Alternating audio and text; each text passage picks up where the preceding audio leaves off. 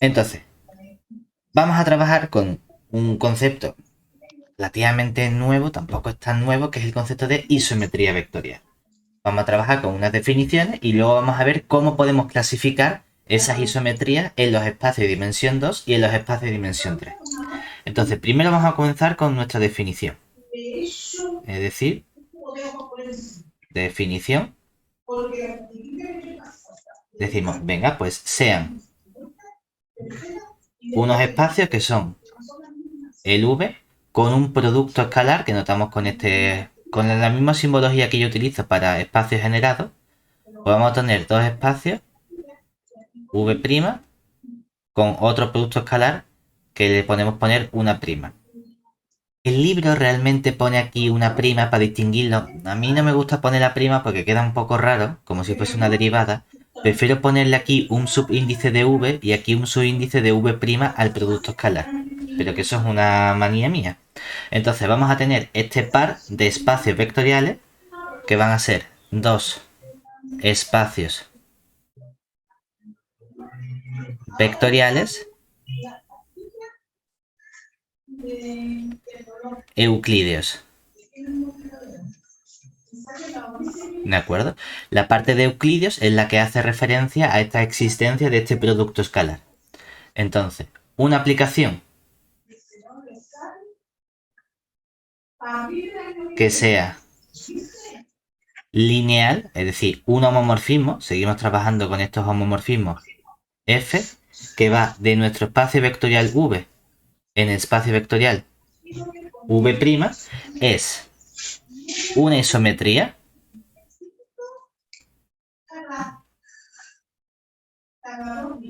vectorial o también se llama una transformación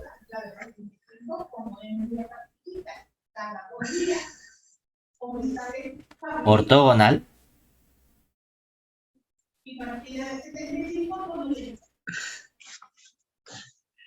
si lo que se verifica es que mantiene el producto escalar. Es decir, cuando yo coja dos vectores de mi espacio vectorial V y calcule el producto escalar del vector U con el vector V, eso me va a coincidir, como hemos dicho que le ponemos aquí un V como su índice para indicar que es el producto escalar en el espacio V, coincide con calcular las imágenes de dichos vectores y efectuar el producto escalar de estos vectores de las imágenes.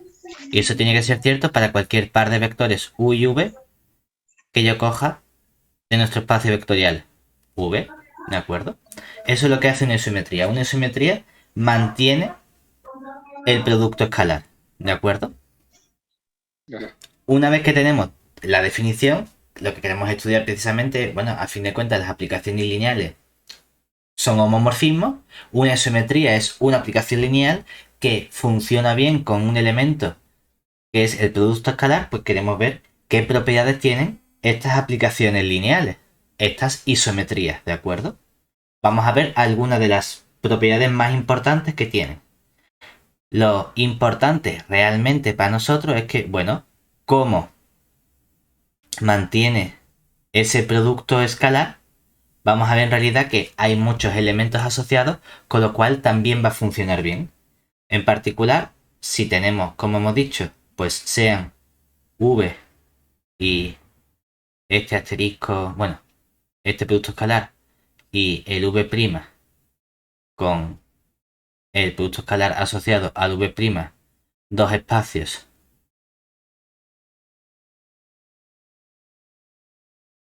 vectoriales euclídeos y cogemos una aplicación f que vaya de v en v', que sea una isometría vectorial, entonces vamos a tener las siguientes propiedades.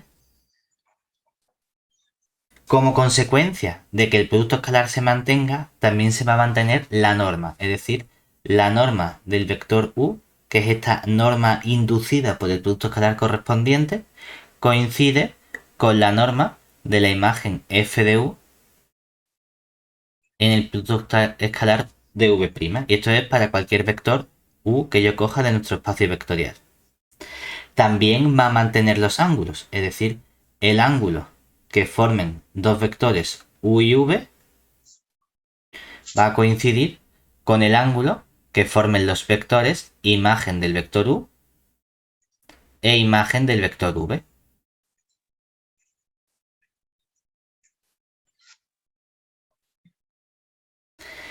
¿Qué más cosas? Bueno, el hecho de que tengamos una isometría vectorial entre espacios vectoriales euclideos también me implica que automáticamente dentro de las distintas propiedades que pueden tener mis aplicaciones lineales, resulta que la aplicación f es inyectiva. Eso es una consecuencia directa de que mantenga el producto escalar. Pero además, en caso de que estos dos espacios vectoriales tengan la misma dimensión, puedo mejorar esta condición de inyectividad. Y es que si la dimensión de nuestros espacios vectoriales coincide, es decir, si la dimensión de v es igual a la dimensión del espacio v', entonces nuestra f, aparte de ser una aplicación lineal, resulta ser una aplicación lineal biyectiva. Es decir, f es un isomorfismo.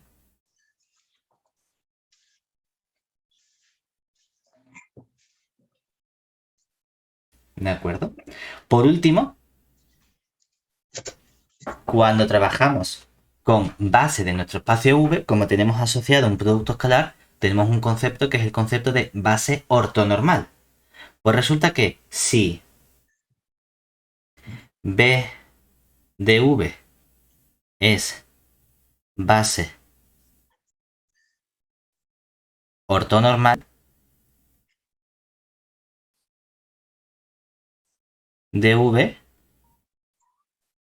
la imagen F de B de V,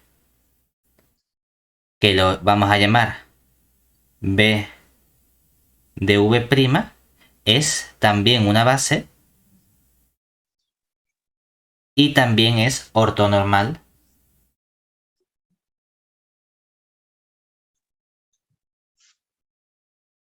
de V'. Es decir, que lo bueno es que nuestras isometrías vectoriales transforman bases ortonormales en bases ortonormales, ¿de acuerdo? No solo eso, sino que aunque nosotros estamos trabajando y hemos dicho que tengo una aplicación lineal para que sea una isometría, debe mantener el producto escalar, en realidad no me hace falta la condición de que sea una aplicación lineal, porque el hecho de que mantenga el producto escalar me implica automáticamente esa condición de linealidad de nuestra aplicación. Es decir, tenemos el siguiente resultado, que lo que refleja precisamente es ese comportamiento, de que la parte de linealidad realmente no es necesaria, sino que va implícita en que mantenga el producto escalar. Es decir, sea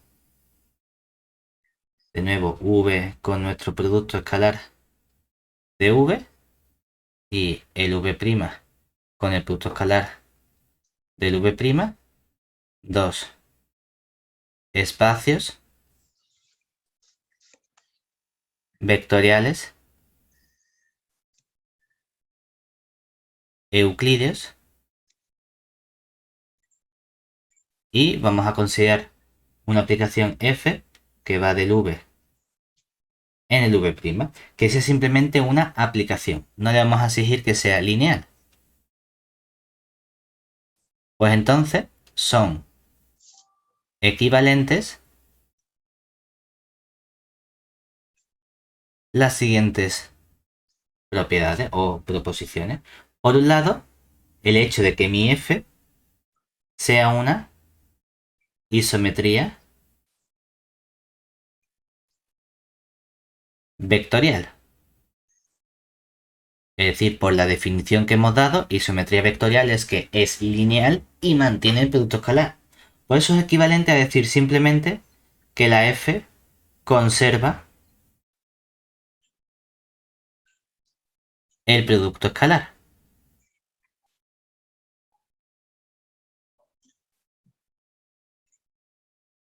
Es decir, no nos hace falta la parte de linealidad, realmente va implícito en esta propiedad. También tenemos que es equivalente a que nuestra aplicación f sea lineal y en lugar de conservar el producto escalar, lo que conserva es la norma. Lo que nos está diciendo esta última propiedad es que conserve la norma no es tan fuerte como que conserve el producto escalar. El producto escalar es más interesante. Entonces, con el producto escalar únicamente ya soy capaz de obtener linealidad. Sin embargo, con la conservación de la norma no es suficiente para deducir la linealidad. Entonces sí que necesitamos añadirlo como una hipótesis adicional. Normalmente cuando hemos trabajado con nuestros espacios vectoriales y con los homomorfismos entre espacios vectoriales, finalmente lo que nos interesa es, en lugar de trabajar entre espacios vectoriales distintos, plantearnos, bueno, ¿qué pasa si tomo el mismo espacio vectorial? Si en lugar de ir de un v a un v', simplemente voy del espacio en sí mismo. Y eso me genera el concepto de endomorfismo. Bueno, pues ahora que trabajamos con isometrías vectoriales, vamos a plantearnos también qué ocurre cuando mi isometría vectorial no va entre dos espacios distintos, sino que va de un espacio en sí mismo. Entonces, llamamos grupo ortogonal y lo dotamos mediante una O caligráfica, es como una O así con un rabito, de V al conjunto de las isometrías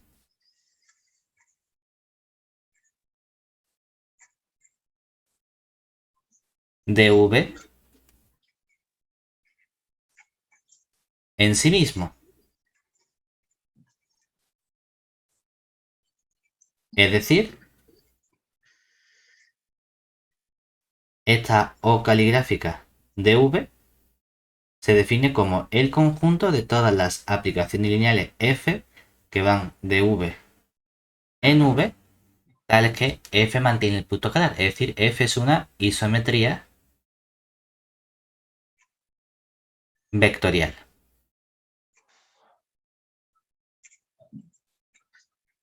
La parte interesante es que este conjunto no es simplemente un conjunto, sino que tiene una buena estructura algebraica. Es decir, tenemos que el conjunto O de V tiene estructura de grupo con la composición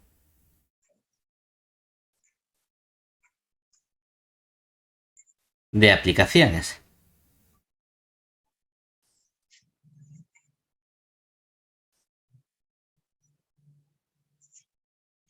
Y además, no solo tiene estructura de grupo, sino que es un subgrupo de un cierto espacio conocido. ¿De qué espacio? Del espacio de isomorfismo, es decir, del GL de V, ¿de acuerdo? Como V y V tienen la misma dimensión, sabemos que esta isometría vectorial en realidad también es un isomorfismo por la propiedad o proposición que hemos estudiado inicialmente.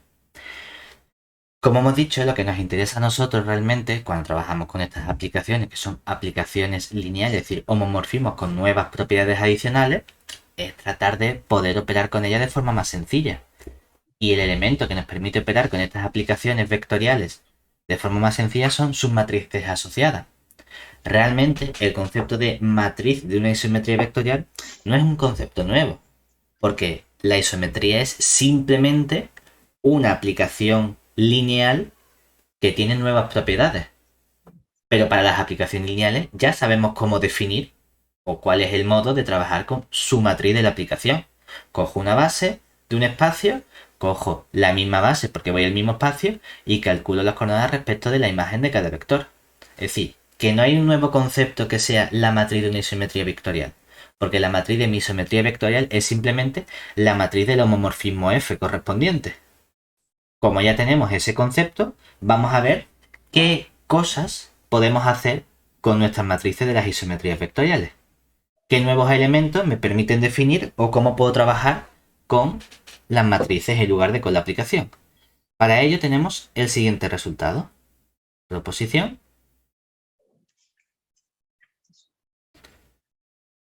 Decimos, bueno, pues sea F un endomorfismo, es decir, una aplicación lineal que va de V en V con nuestro espacio V con nuestro producto escalar.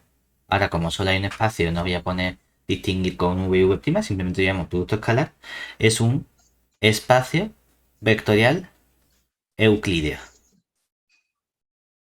¿De acuerdo? Entonces, son equivalentes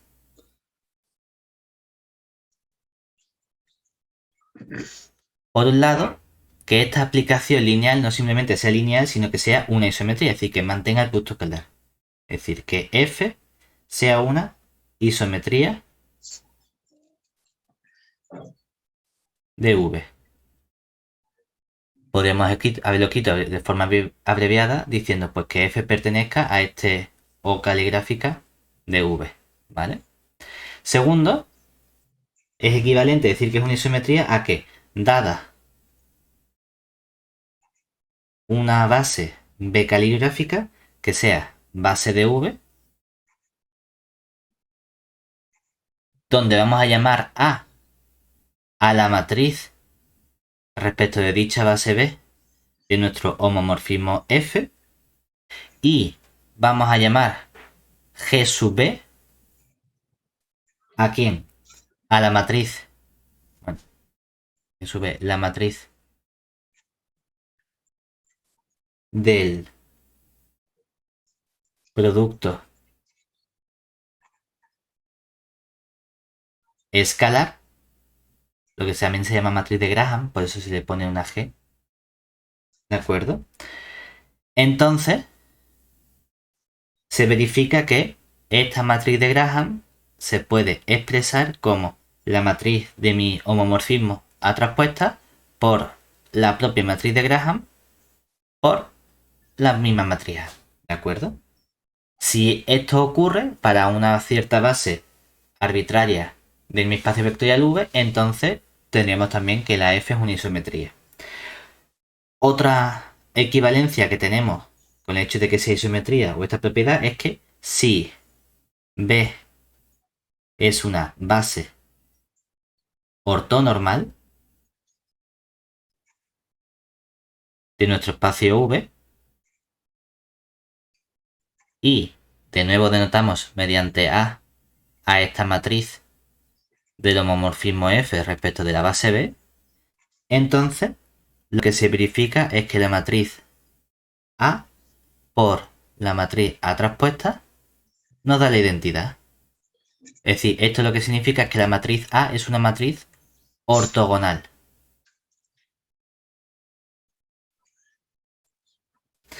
Y por último, también es equivalente con el hecho de que F transforme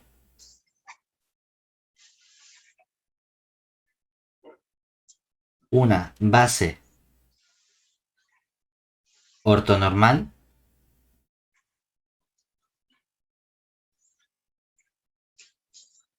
de V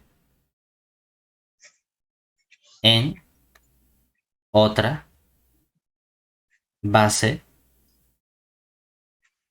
ortonormal de V.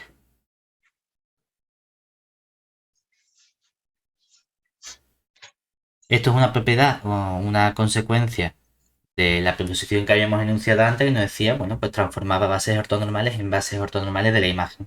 En particular, si voy al mismo espacio, pues en lugar de tener un V', tengo aquí el propio V, ¿vale? Una vez que tenemos esta información, lo que nos queremos plantear es, había ciertos elementos característicos de nuestra matriz del homomorfismo, ¿verdad? Uno de esos elementos característicos eran los autovalores. Todos esos autovalores me habían servido a mí anteriormente para trabajar con la diagonalización de matrices, el cálculo de la forma de Jordan, el cálculo de la forma de Jordan real. Entonces, como los autovalores eran ciertos elementos característicos e importantes tanto de la aplicación f como de su matriz asociada, vamos a ver qué aspecto pueden tener nuestros autovalores cuando, en lugar de tener una aplicación lineal cualquiera, tengo una isometría vectorial. Pues resulta que puedo obtener un poco más de información, puedo afinar bastante más el comportamiento que tienen estos autovalores. En concreto, vamos a suponer que f es una isometría vectorial, es decir, que pertenece a nuestro grupo o caligráfica de v. Va de v en v y es isometría vectorial. Entonces, los autovalores de f son números reales o complejos. Que dice, bueno, pues la verdad que decir que sean números reales o complejos tampoco es que me dé mucha más información, porque eso ya lo sabía yo. O son reales o son complejos. No tengo más opciones realmente porque no he estudiado más tipos de cuerpos. No, pero no es que solo sean números reales o complejos, sino que son números reales o complejos de módulo 1.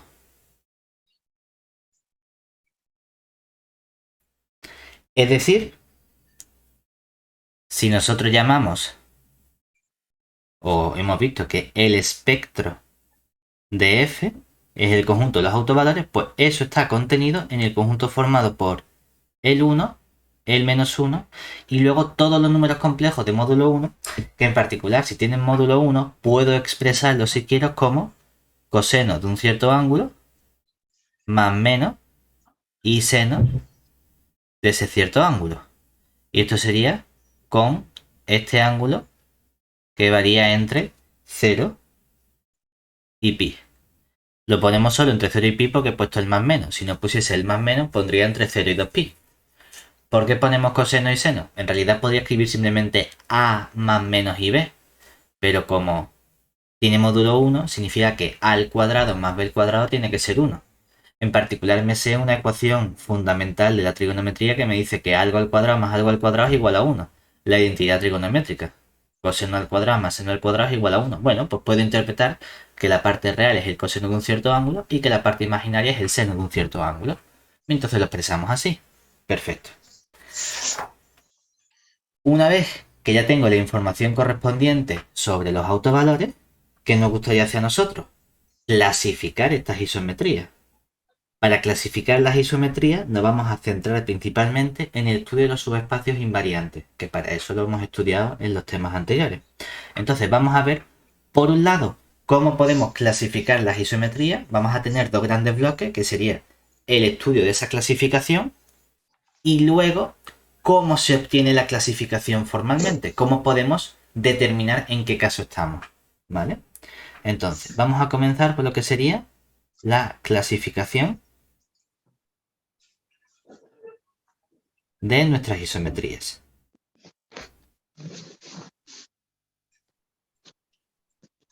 Entonces,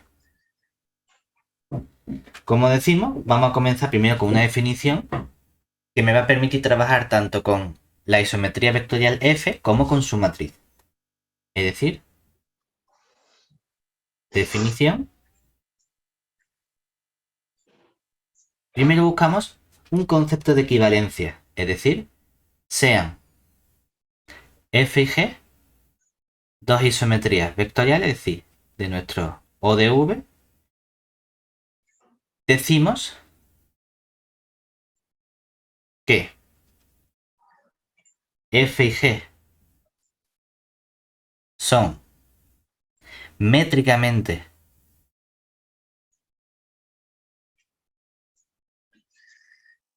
equivalentes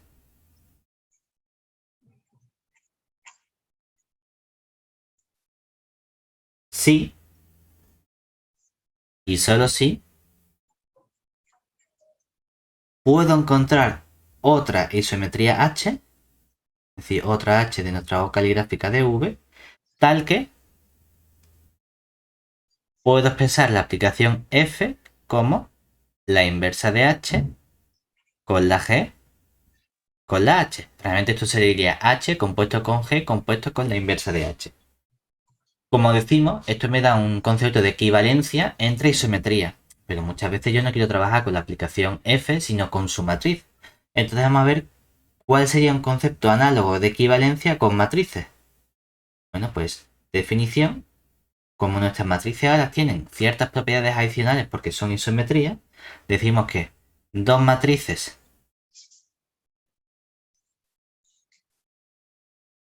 A y B son ortogonalmente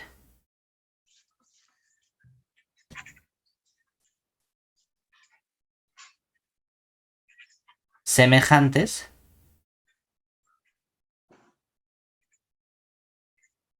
si y solo si existe una tercera matriz P, que es una matriz ortogonal, es decir, recordemos que como hemos puesto antes, matriz ortogonal significa que P por P traspuesta es la matriz identidad, tal que puedo expresar nuestra matriz A como P traspuesta por B por P. Observemos que en realidad el hecho de que P por P traspuesta sea la identidad, lo que me está diciendo también es que la inversa de la matriz P es precisamente la matriz traspuesta. O lo que aquí podemos escribir la matriz traspuesta o podemos escribir la inversa. Y entonces tenemos la analogía de decir, bueno, pues si A es la matriz de F y B es la matriz de G, entonces si llamo P a la matriz de la H, lo que tengo también es que o F es H a la menos 1 con G con H, o que la matriz es la inversa de una por la de la otra por la propia matriz. ¿De acuerdo? Y lo interesante o lo guay de esta definición es que me da igual trabajar con las aplicaciones que con la matriz. Es decir, hay una relación de equivalencia entre ambas definiciones. En el sentido de que f y g son métricamente equivalentes si y solo si sus matrices son ortogonalmente semejantes. ¿De acuerdo? Eso significa que me va a dar igual que yo trabaje con la aplicación o que trabaje con su matriz. Eso está bien porque casi siempre preferimos trabajar con las matrices, que me permite hacer más operaciones y simplificar las cuentas. Bueno, pues como hemos dicho que queríamos introducir aquí los subespacios invariantes precisamente para ser capaces de clasificar nuestras isometrías vectoriales, vamos a hacerlo. Es decir, vamos a ver qué relación tienen nuestras isometrías vectoriales con los subespacios invariantes. Proposición. Pues aquí decimos, venga, sea f una isometría vectorial de nuestro espacio O de V. Entonces, si tengo un subespacio vectorial U contenido en V, que es un subespacio vectorial que es f invariante,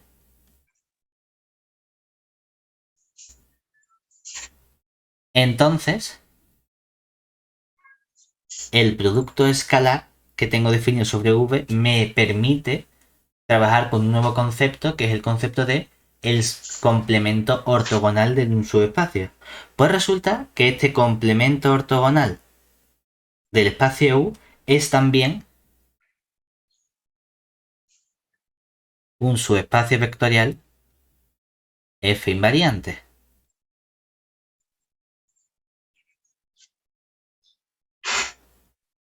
Eso está bien porque entonces siempre que tenga cosas invariantes, los complementos ortogonales también van a seguir siendo f invariante. En particular, puedo definir un concepto un poquito más fino que el de la suma directa si queremos poder trabajar con la parte de ortogonalidad. Es decir, dados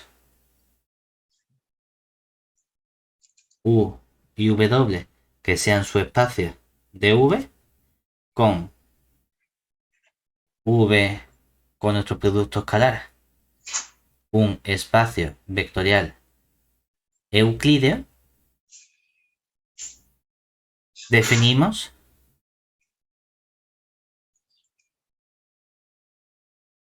lo que es la suma directa ortogonal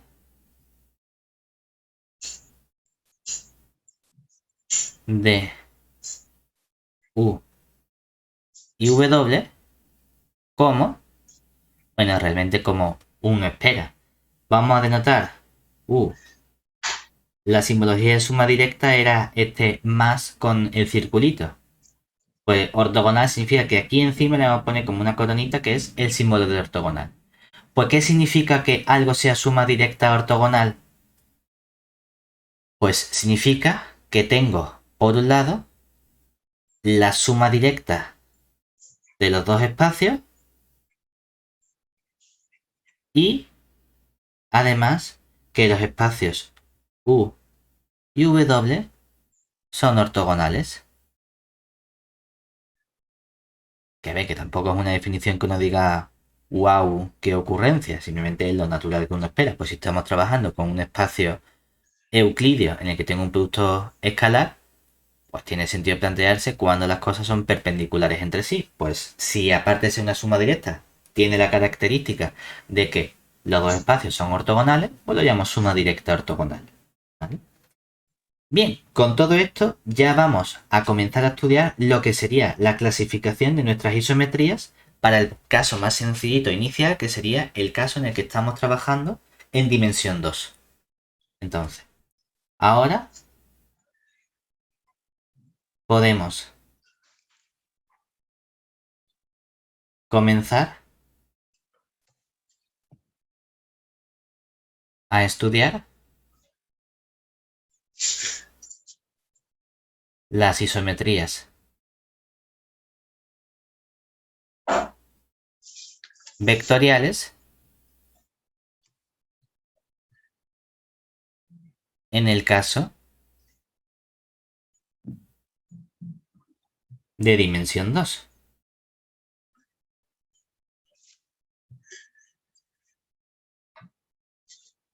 Vamos a comenzar con una serie de resultados que lo que realmente nos van a decir es el aspecto que tienen las matrices de nuestras isometrías. Porque a fin de cuentas, yo con lo que quiero trabajar es en lugar de con la aplicación, con su matriz.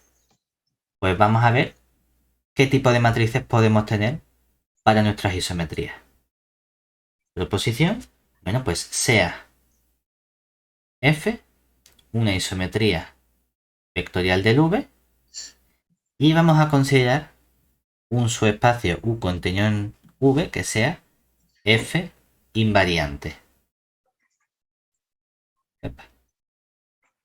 F invariante. Entonces, lo que nos interesa es buscar el comportamiento que tiene mi isometría en ese espacio invariante. Es decir, vamos a ver que existe una cierta base que vamos a llamar B de U, que como es B de U, pues va a ser una base, pero no una base cualquiera, sino aquí todo lo que nos interesa es lo guay. Y lo guay significa cosas ortogonales y de norma 1, es decir, una base orto normal de U tal que esa matriz de nuestra aplicación, es decir, tal que la matriz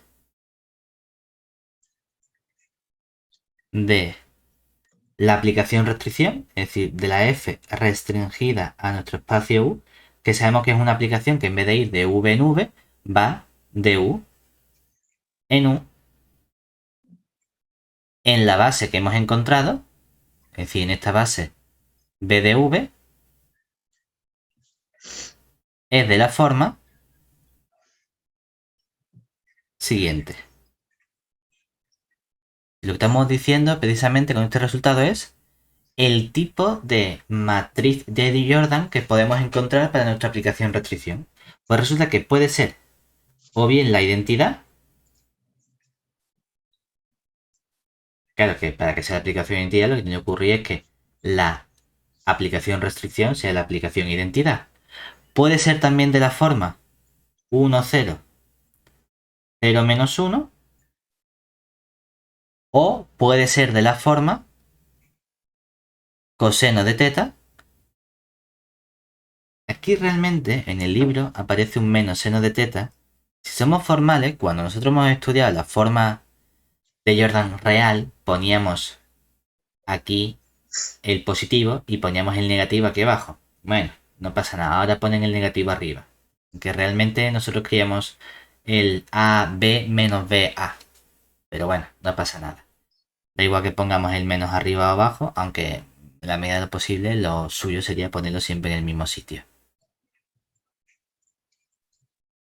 Y este teta varía entre 0 y 2pi. Si nos fijamos, no hemos puesto el caso en el que tenemos menos 1, porque el caso en el que tenemos en la diagonal solo menos 1 es realmente el caso en el que en esta forma canónica real el ángulo teta vale pi. Tenemos así coseno de pi en menos 1, coseno de pi en menos 1 y estos dos son 0.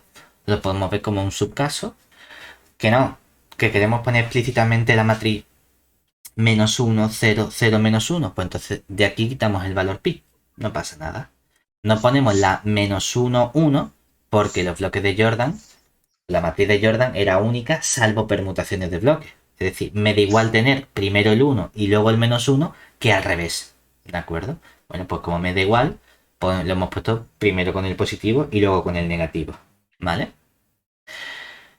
Esto es importante porque ya sabemos el aspecto que puede tener nuestra matriz de Jordan de la aplicación.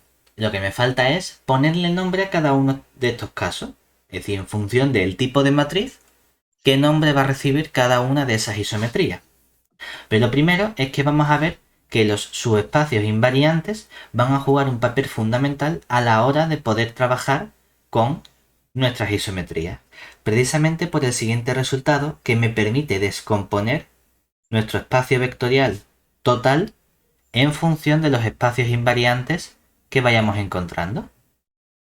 Más concretamente, si yo tengo una isometría, es decir, una F perteneciente a nuestro O de V, con,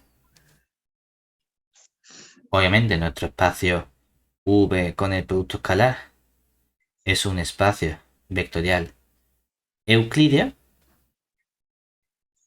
entonces resulta que vamos a ser siempre capaces de descomponer este espacio vectorial V como una suma directa ortogonal de ciertos subespacios. Es decir, una suma directa de un cierto espacio R1, suma directa ortogonal con un cierto espacio R2, suma directa ortogonal así hasta que llegamos a un cierto espacio R(k).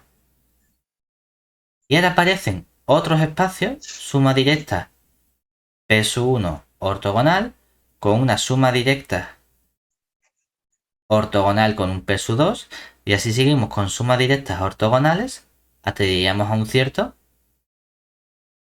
P(l). ¿Y quiénes son cada uno de estos espacios invariantes? Pues resulta que los R lo hemos llamado R porque cada R sub i son rectas F invariantes.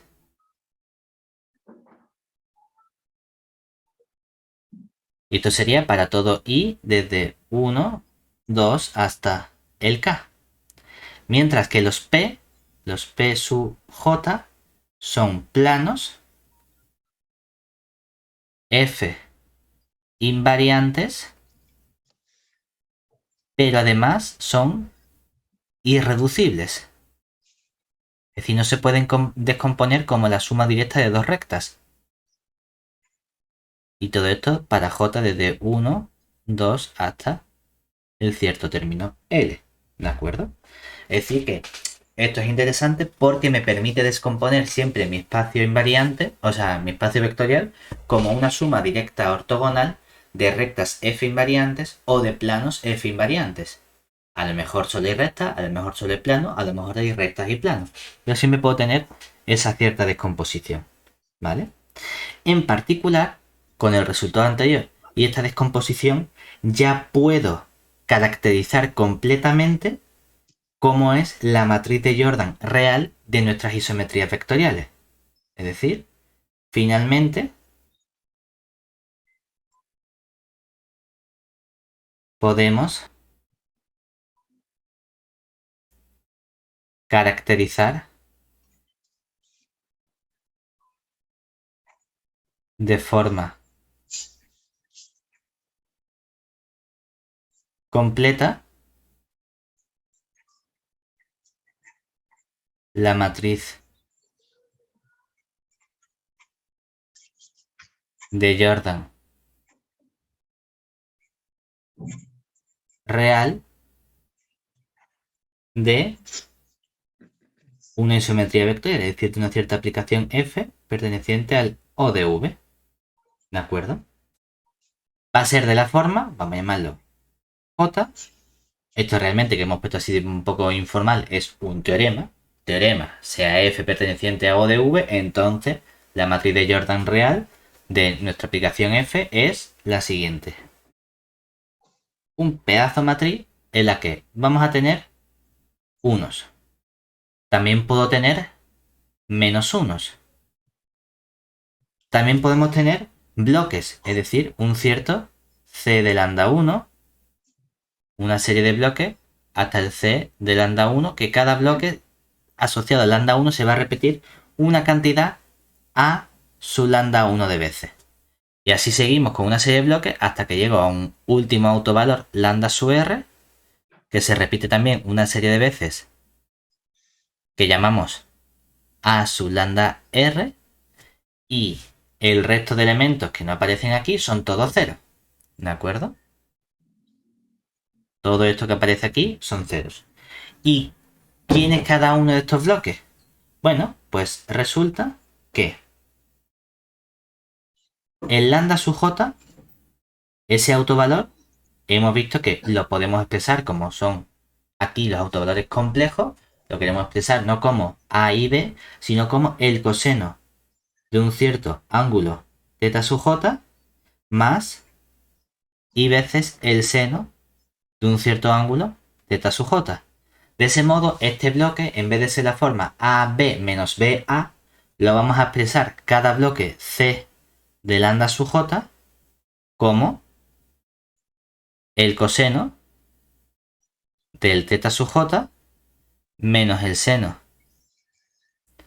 del θ sub j. Aquí abajo ponemos el seno del θ sub j y aquí ponemos el coseno del θ sub j. Esto sería para j que va desde 1, 2 hasta r, para todos los posibles autovalores que puede tener mi matriz, donde este ángulo θ sub j ahora varía siempre entre 0 y pi, y le añadimos el pi 2pi. Es decir, estamos quitando el caso en el que el ángulo valga pi, porque si el ángulo vale pi, entonces sería todo con los menos 1. No tendríamos aquí esta parte. Muy bien, una vez que ya tenemos completamente caracterizada la matriz de Jordan, ya podemos ponerle nombre a los tipos de isometría vectoriales con los que vamos a trabajar, que van a ser esencialmente dos grandes familias de isometrías vectoriales, que vamos a llamar rotaciones y reflexiones. Entonces, ya podemos empezar a ponerle nombre a cada uno de estos elementos con los que vamos a trabajar. Definición, bueno, pues sea F una isometría vectorial de nuestro O caligráfica de V y A su matriz. Y cuando decimos su matriz nos referimos respecto de una cierta base B ortonormal. Entonces, vamos a analizar el comportamiento que puede tener el determinante de su matriz, porque si el determinante de la matriz A es 1, vamos a decir que F es una rotación. Mientras que si el determinante de A vale menos 1, entonces vamos a decir que F es una reflexión.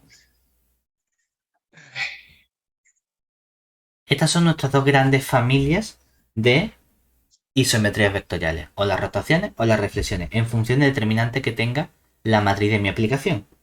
Resulta además que el grupo,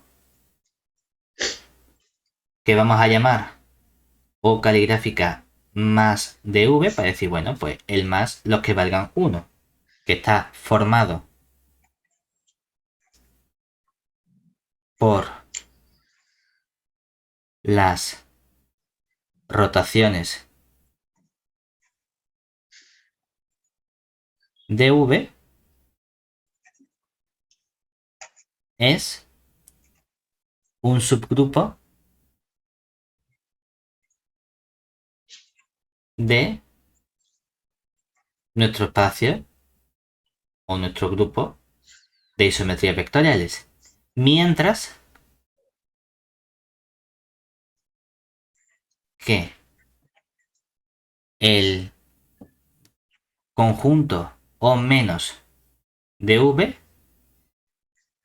no es, que está formado por las reflexiones, no es un grupo en sí mismo ni siquiera, ¿de acuerdo? Es un conjunto formado por las reflexiones, pero no es un grupo. ¿Por qué?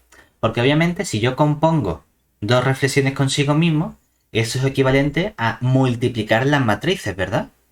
Pero si multiplico las matrices, yo sé que el determinante de un producto de matrices es el producto del otro determinante. Por lo tanto, si multiplico dos determinantes que valen menos 1, el resultado es 1. Es decir, la operación de composición de reflexiones no me da una reflexión, sino que se sale de este conjunto O menos de V. Por lo tanto, en sí mismo no es un grupo. ¿De acuerdo? Solemos decir también que las rotaciones, aquellas que tienen determinante 1, conservan la orientación. Mientras que decimos que las reflexiones o aquellas aplicaciones o isometrías vectoriales que tienen determinante menos 1 invierten la orientación.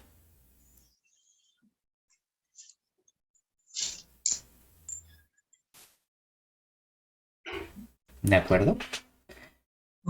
Una vez que ya tenemos todas estas isometrías caracterizadas dentro de la gran familia de rotaciones y reflexiones, queremos ver si podemos ponerle un cierto apellido a algunos elementos. Dentro, es decir, dentro de las rotaciones y las reflexiones, a ver si hay subcategorías. No solo eso, sino que aparte de saber cuál es la matriz que puede tener nuestra isometría vectorial, queremos saber cómo obtener esa matriz, cómo sé de qué tipo es y el nombre que le debo poner. Vamos a ver además, antes de todo eso, que hay un cierto tipo de isometría o de aplicación que va a jugar un papel fundamental al final de este tema, que recibe un nombre especial, que son las simetrías ortogonales. Entonces, bueno, vamos a poner aquí las simetrías ortogonales. Entonces, como decimos, estas van a jugar un papel fundamental al final. ¿Por qué? Sea sigma, una aplicación que va de V en V, que es una simetría de base un cierto conjunto B y dirección un cierto conjunto D, donde B y D no son simplemente conjuntos, sino que son espacios vectoriales que verifican que descomponen al espacio vectorial V, es decir, V es suma directa de nuestro pase B y nuestra dirección D. ¿De acuerdo? Entonces, diremos que sigma es una simetría ortogonal si hay una relación entre la base B y la dirección D, y es que son conjuntos ortogonales, es decir, uno es el complemento ortogonal del otro, o viceversa, ¿de acuerdo? Como consecuencia, tenemos el siguiente resultado que nos permite a nosotros caracterizar estas simetrías ortogonales. Proposición sea V con nuestro producto escalar un espacio vectorial euclídeo. Y vamos a coger una aplicación sigma que va de V en V que sea simplemente una simetría. Entonces, resulta que puedo caracterizar fácilmente el hecho de que esta simetría sea una simetría ortogonal, porque resulta que sigma es una isometría,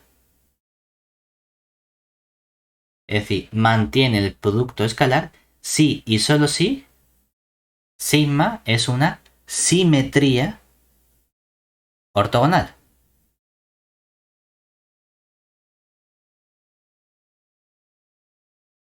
Es decir, que la ortogonalidad de nuestra simetría lo convierte automáticamente en una isometría vectorial de la que hemos estado estudiando inicialmente. ¿De acuerdo? Llegados a este punto, ya podemos centrarnos precisamente en ese estudio de las isometrías, tanto en el espacio bidimensional como en el espacio tridimensional. Es decir, hemos dicho el aspecto que tienen nuestras isometrías. Hemos clasificado las isometrías en dos grandes familias, las positivas, las negativas, por así decirlo, que son las reflexiones y las rotaciones. Hemos visto el aspecto que tenía la matriz de nuestra isometría en el caso de dimensión 2, únicamente ahí, pero no hemos clasificado completamente qué ocurre en cada uno de esos casos. Hemos dicho, vale, la matriz es o 1 y 1, o 1 y menos 1, o esta forma de Jordan real, con cosenos y senos, pero ¿recibe algún nombre cada uno de esos casos? Pues vamos a ver que sí. Y vamos a hacer esa clasificación, también vamos a ver cómo se obtiene, tanto para los espacios de dimensión 2 como para los espacios de dimensión 3. Eso es lo que nos interesa a nosotros ahora. Es decir, vamos a trabajar con lo que serían las isometrías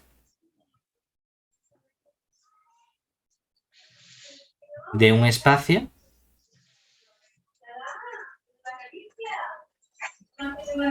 euclídeo bidimensional.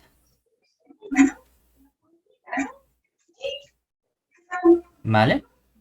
Bidimensional. ¿Y esto por qué? Bueno, porque lo que tenemos nosotros realmente es que sea V, nuestro sitio en el que vamos a trabajar, un espacio vectorial. Bueno, realmente vamos a poner el producto escalar. Sea V con el producto escalar, un espacio vectorial euclídeo con dimensión de V igual a 2.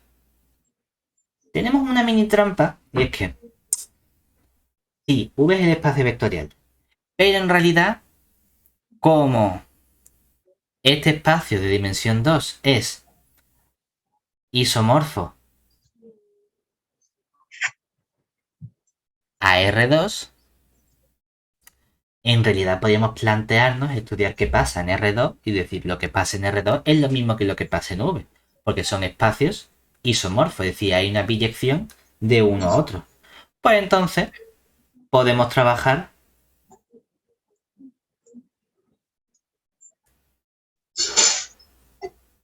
directamente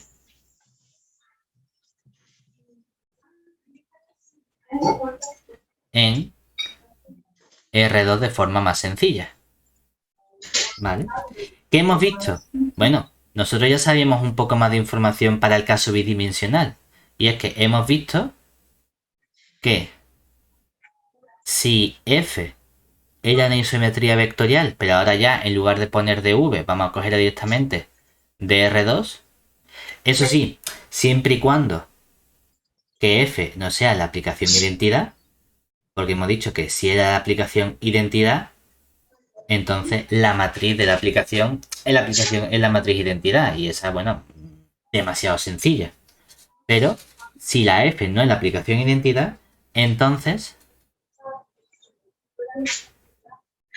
la forma de Jordan real era de dos posibles formas. O bien tenía un J sub 1, que era de la forma 1, 0, 0 menos 1, o era un cierto J sub 2, que era de la forma real con el coseno de un cierto ángulo menos el seno de ese ángulo.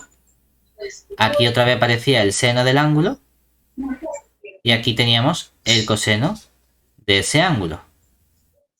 Y donde los valores de θ podían variar entre 0 y 2pi. Y al tener el pi aquí en medio, intuíamos el caso en el que me salía menos 1, menos 1. ¿Vale? Estas matrices J1 y J2 son matrices ortogonales. Bueno, pues lo que vamos a ver es qué tipo de isometría vectorial vamos a tener en función del tipo de matriz y en función, como hemos dicho, de cómo son los subespacios invariantes que vamos a tener en nuestro espacio.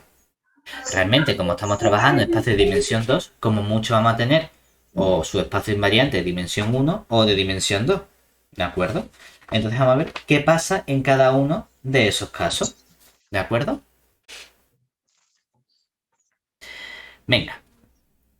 Primer caso que podemos tener para el espacio bidimensional, es decir, caso 1. ¿Qué ocurre cuando mi aplicación f tiene vectores fijos, pero que sean no nulos? ¿Vale? Pues en ese caso vamos a llamar v1 al espacio de esos vectores. Entonces, lo que decimos es que si tiene vectores fijos, vamos a ponerle nombre a ese espacio de vectores fijos. Por ejemplo, bueno, pues sea v1, el nombre que le vamos a poner, el subespacio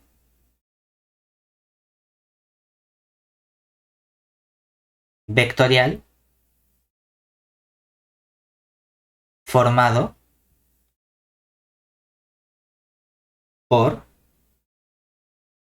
esos vectores fijos. Fijos o invariantes. Realmente estamos acostumbrados a llamarlos invariantes, ahora lo llamamos fijos. ¿De acuerdo? Pero son la misma cosa. Bueno, sabemos que entonces nuestro espacio v sub 1 se puede expresar como el espacio generado por un cierto vector. ¿Por qué solo por un vector y no por dos vectores? Realmente lo que estamos diciendo aquí es que dentro de esta casuística, este espacio v sub 1, ¿qué dimensión tiene? Tiene exactamente dimensión 1. No tiene dimensión 2, porque si fuese de dimensión 2, todo estaría fijo, la aplicación sería la aplicación identidad. Y hemos dicho que descartamos la aplicación identidad porque es demasiado sencilla. Pero realmente tendríamos como tres casos. El primer caso sería, ¿qué pasa si la dimensión fuese 2? Entonces todo es fijo, mi aplicación es la identidad. Bueno, pues ya hemos terminado, no hay mucho más que hacer. Siguiente caso, que es este que estamos estudiando, ¿qué pasa si la dimensión de mi espacio invariante es 1? Entonces tengo una recta invariante que está generada por un cierto vector, obviamente por un vector no nulo, es decir, con v distinto del 0. ¿Vale? Pues si ampliamos,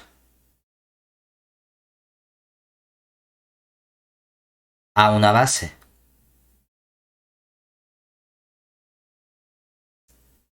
ortonormal, que vamos a llamar B caligráfica de V o simplemente B caligráfica, como solo hay uno, simplemente este, que está formado por el vector V que teníamos y un nuevo vector U que yo he añadido, de modo que, como tiene que ser ortonormal, en particular, este vector U sabemos que pertenece al complemento ortogonal de la recta generada por el vector V, ¿vale? Bueno, pues resulta que en ese caso vamos a poder caracterizar cómo es la matriz de nuestro homomorfismo o de nuestra isometría. Y es que resulta que la matriz de F respecto de esta base B es precisamente la matriz que tiene aquí un 1, 0, 0, y aquí aparece un menos 1. Y entonces esta matriz va a recibir, o esta aplicación va a recibir un nombre.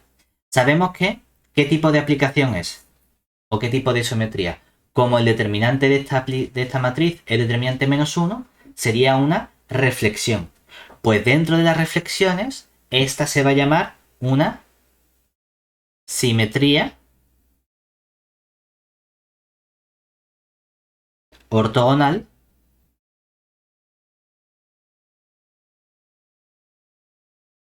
de base. Una recta, que es la recta generada por el vector v, y ¿cuál es la dirección?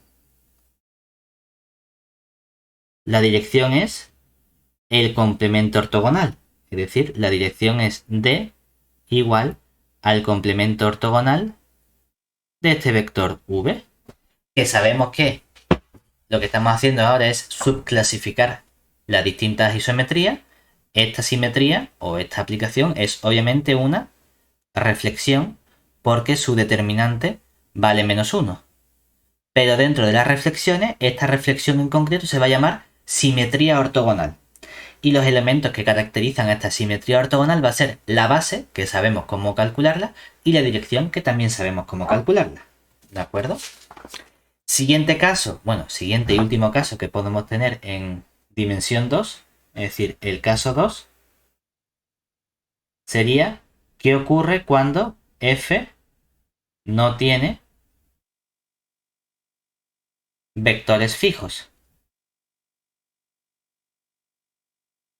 Es decir, qué pasa cuando la dimensión de ese subespacio formado por los vectores fijos es precisamente 0. No hay elementos ahí. Bueno, pues entonces obtenemos que la matriz respecto a una cierta base B de f es la dada por coseno de tita menos seno de tita. Aquí aparece el seno del tita y aquí aparece el coseno del tita. Bueno, ¿y quién es esta base B que tenemos aquí?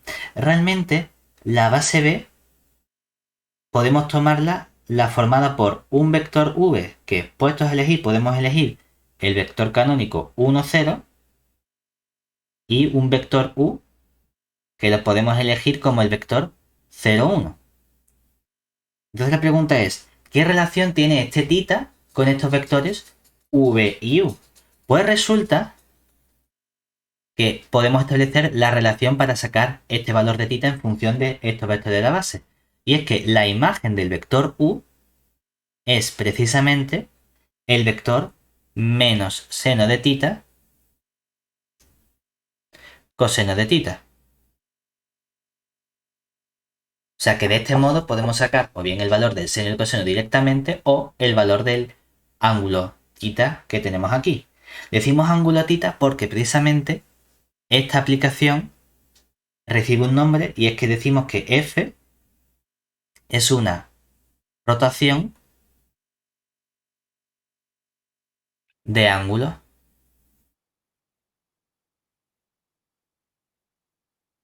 tita. Y la llamamos rotación precisamente porque dentro de la categoría de rotaciones o reflexiones, como el determinante de esta matriz vale 1, tenemos que efectivamente es una rotación. Hay que tener un cierto cuidado porque claro, cuando trabajamos con el ángulo θ, uno dice, bueno, si yo tengo el coseno de θ, coseno θ igual a algo, tiene dos posibles soluciones. ¿Qué solución nos quedamos? ¿Hacia dónde apunta el ángulo? El sentido de giro que nosotros cogemos para nuestra rotación es siempre el positivo. Y por positivo interpretamos siempre el ángulo de giro contrario a las agujas del reloj. Es decir, que siempre vamos a tomar como sentido positivo del giro este sentido de aquí. ¿De acuerdo? Este va a ser siempre el positivo para nosotros.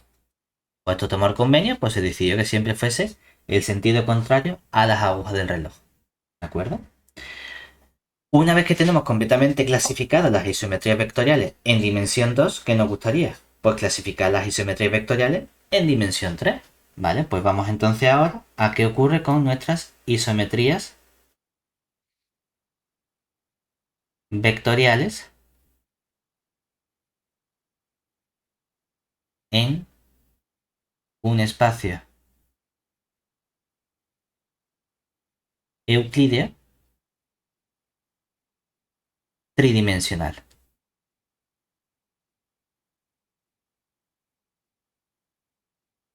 Y aquí vamos a tener 4 casos posibles. Decimos 4 porque vamos a incluir el caso de la dimensión. Es decir, los 4 casos posibles hacen referencia, pone de forma un poco esquemática, a la dimensión que tiene nuestro espacio de vectores invariantes.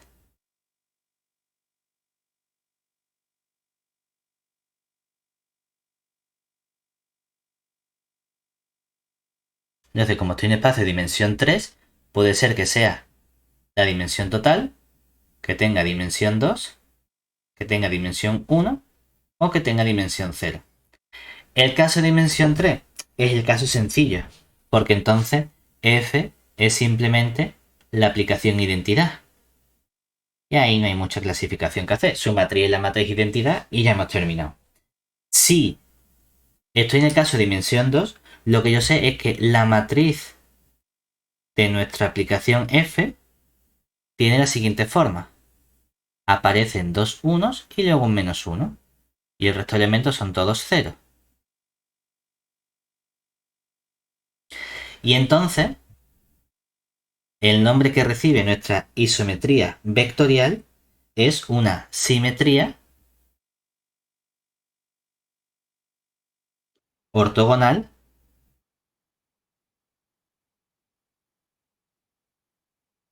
de base un plano.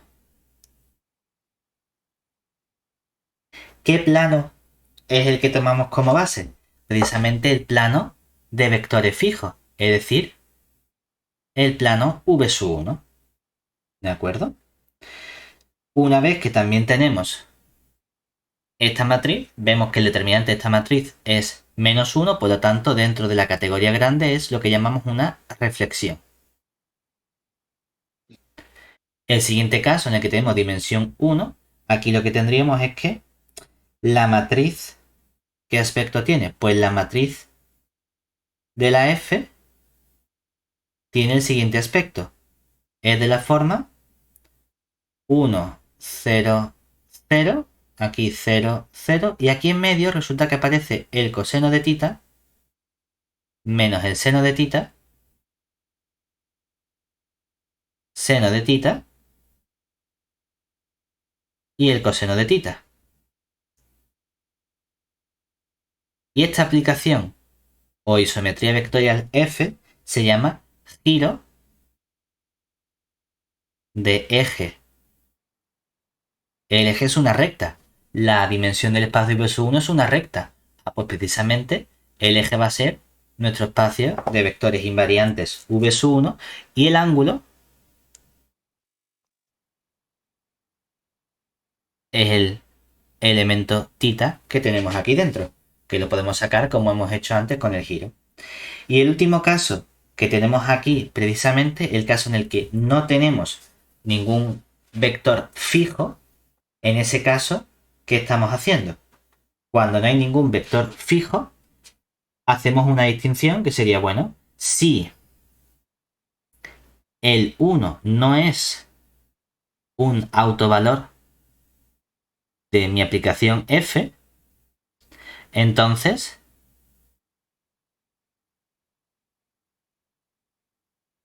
realmente te ponen como que la matriz de la aplicación es de dos formas, o es una forma en la que aparecen 3 menos unos, pero que esa no me interesa porque lo puedo generalizar del siguiente modo, diciendo menos 1, 0, 0, aquí pongo un 0, aquí ahora aparece el coseno de tita, aquí aparece un 0, aquí aparece menos el seno de tita, aquí aparece el seno de tita, y aquí aparece el coseno de tita.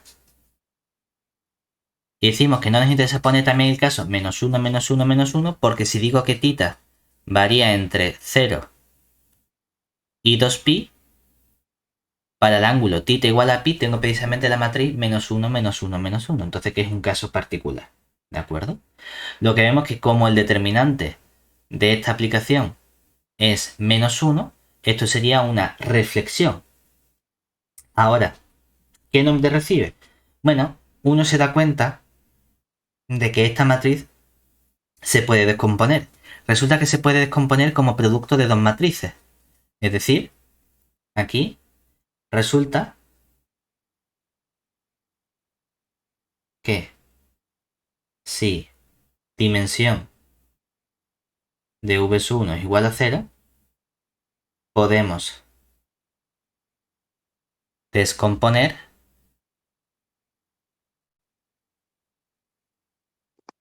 lo que sería la matriz de nuestra aplicación f, que tiene un menos 1 arriba, precisamente como la matriz menos 1, 1, 1, por la matriz 1, y aquí coseno de tita, menos seno de tita,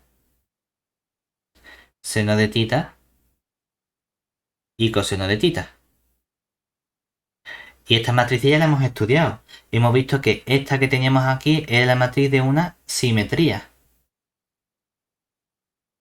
Mientras que esta matriz que teníamos aquí es la matriz de un giro. Bueno, pues en este caso decimos simplemente que nuestra isometría vectorial es el producto de una simetría por un giro. ¿De acuerdo? Y lo tenemos así descompuesto. Esto nos lleva a un caso interesante, y es que hay casos o hay ocasiones en las que las isometrías se descomponen como producto de otras isometrías.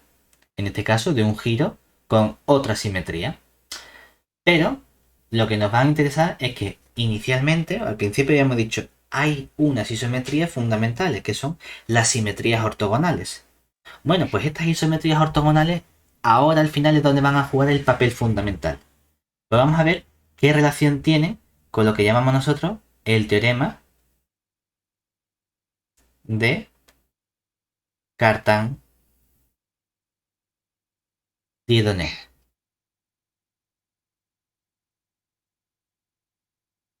Perdón, la O sobra. Dieudonné.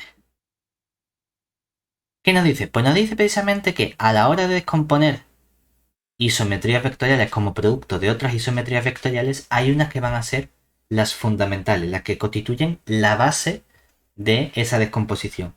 Y son precisamente las simetrías ortogonales. Entonces, una simetría ortogonal hiperplana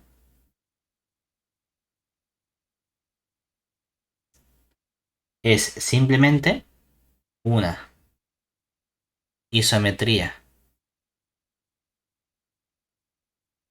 Perdón, es simplemente una, no isometría, sino, bueno, también es una isometría, ¿no? Pero es una simetría ortogonal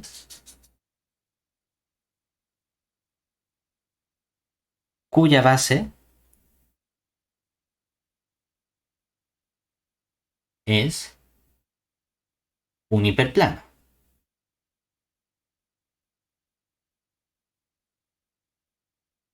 De nuestro espacio vectorial V. Es decir, algo que tiene dimensión 1 menos que el total. Entonces, también sabemos cómo podemos escribir la matriz de nuestra simetría. Normalmente habíamos llamado sigma a estas simetrías, ¿verdad? Pues la matriz de esta simetría va a ser una matriz que tiene un montón de unos, en particular tiene n-1 unos y hay un único menos uno que me da igual donde lo pongamos al final, ¿de acuerdo?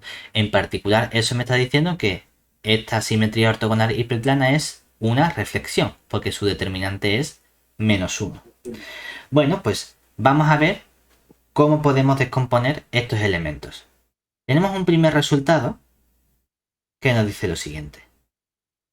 Proposición nos permite relacionar los espacios y los subespacios invariantes. Es decir, sea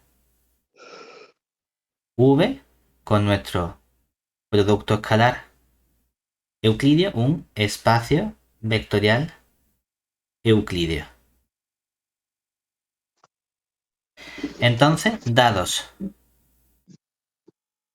dos vectores u y v de nuestro espacio vectorial v con igual longitud o igual norma, es decir, la norma del espacio del vector u coincide con la norma del vector v, pues entonces resulta que existe una sigma que es una simetría hiperplana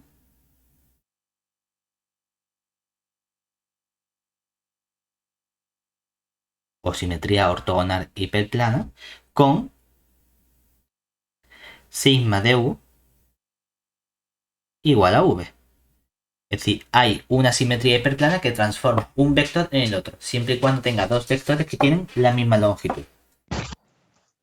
Con este resultado ya somos capaces de enunciar nuestro teorema final, que es el teorema de Cartan-Didonné, que nos permite descomponer toda isometría como producto de simetrías hiperplanas. Es decir, teorema de Cartan-Didonné. Nos dice, bueno, pues sea F una isometría vectorial, es decir, perteneciente a nuestro O de V, con dimensión de nuestro espacio vectorial finita e igual a n. Bueno, pues entonces vamos a poder descomponer F como a lo más un producto de n simetrías hiperplanas. Es decir, podemos expresar F como la composición de un sigma sub 1 con un sigma sub 2 con aquí una serie de sigma sub k, siempre y cuando este k sea menor o igual que n. Oye, que a lo mejor resulta que es 1, o que es 4, o que 17, o que tiene que ser n. Habrá isometrías que descompongan como más, habrá isometrías que descompongan como menos, pero como mucho me van a hacer falta n isometrías, n simetrías hiperplanas. Es decir, con cada sigma sub i es una simetría hiperplana, que eso es lo interesante. Que no son isometrías cualesquiera, que no son precisamente las hiperplanas las que me permiten caracterizar esta descomposición. Y esto es desde i igual a 1, 2 hasta el k. En particular, yo puedo afinar un poquito más, porque los espacios importantes son precisamente los subespacios invariantes. Entonces, en función de cómo de grande sea el subespacio invariante de vectores fijos, voy a ser capaz de afinar exactamente el número de simetrías hiperplanas que me pueden hacer falta. Es decir, sea F una isometría vectorial con dimensión de V de nuestro espacio vectorial total es igual a n y la dimensión del V sub 1, que ¿quién era este V sub 1? El V sub 1 era el espacio vectorial de vectores fijos.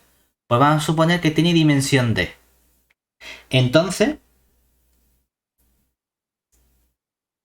lo que ocurre es que voy a poder descomponer mi isometría vectorial como a lo mucho una composición o producto de n-d simetrías hiperplanas. Es decir, la voy a poder descomponer como sigma 1 con sigma 2 y aquí así hasta un cierto sigma sub k.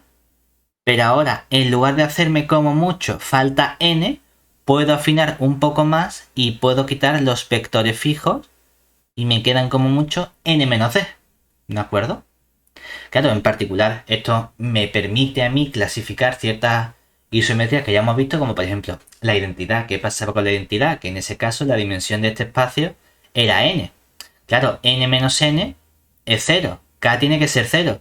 Claro, entonces esto no descompone como ninguna simetría hiperplana porque la f es la identidad. Es la única aplicación que tengo ahí, ¿vale? Si el espacio fuese n-1, eso significa que v1 es un hiperplano. Entonces K tiene que ser menor o igual que 1. Claro, porque precisamente entonces la f es directamente una simetría hiperplana. Entonces solo descompone como ella misma. ¿De acuerdo? Esto me está permitiendo afinar un poco más en este teorema de Cartan-Didonné para hallar esa descomposición de simetrías hiperplanas. Hay ciertos casos que nos pueden resultar interesantes en función de lo que nosotros hemos estudiado inicialmente, que sería, bueno, hemos visto en R2 y en R3 algunas de las más feotas, ¿cuáles eran? Los giros y las rotaciones. Eran aquellas que tenían esa parte o matriz de Jordan real un poco más fea. Bueno, pues tenemos que, como consecuencia del resultado anterior, si tengo, bueno, vamos a ponerlo directamente de forma esquemática, si tengo una rotación en R2, entonces esta rotación se descompone como producto de dos simetrías hiperplanas.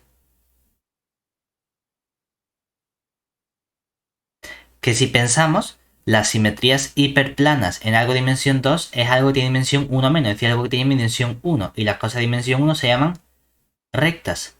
Precisamente en geometría básica vimos que toda rotación se podía descomponer como una composición de dos simetrías con rectas. Y así hacíamos ese dibujito de que poníamos aquí el centro, pasamos una recta, otra recta y decíamos, ah, pues entonces el giro es equivalente a hacer la simetría con respecto a esta recta y luego con respecto a esta recta, ¿de acuerdo? Y entonces habíamos, realmente en geometría básica, definíamos la rotación como una composición de dos simetrías con rectas. Y aquí lo hacemos a través de unas ciertas matrices y vemos que se permite descomponer como el producto de dos rectas, ¿vale? Del mismo modo, cuando tengamos un giro en R3, pues vamos a ver que el giro también descompone como producto de dos simetrías hiperplanas. Que en este caso, esas simetrías hiperplanas, como estamos en un espacio de dimensión 3, las cosas que tienen dimensión 1 menos tienen dimensión 2, son simetrías planas, simplemente, si lo queremos llamar. ¿De acuerdo? Porque vamos a poder encontrar, igual que habíamos hecho en geometría básica, que definíamos un giro como una composición de dos simetrías planas con los dos planitos, y en ese caso hacíamos nuestro dibujito aquí con... Este ya me va a salir un poquito más o menos aquí. Así.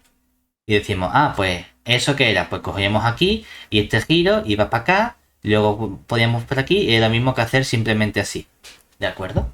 Pues mientras que en geometría básica lo definimos directamente como ese producto de simetrías planas, aquí lo hemos definido como una propiedad a partir de la matriz de la aplicación y vemos que efectivamente se descompone como ese producto de simetrías planas. Es decir, que al final todo termina estando relacionado. Ya sea lo defina yo directamente de un modo o lo defina de otro y vea la relación que existe entre las cuentas y los conceptos teóricos. Y con esto tenemos finalizado lo que serían todas las isometrías vectoriales, tanto en dimensión 2 como en dimensión 3.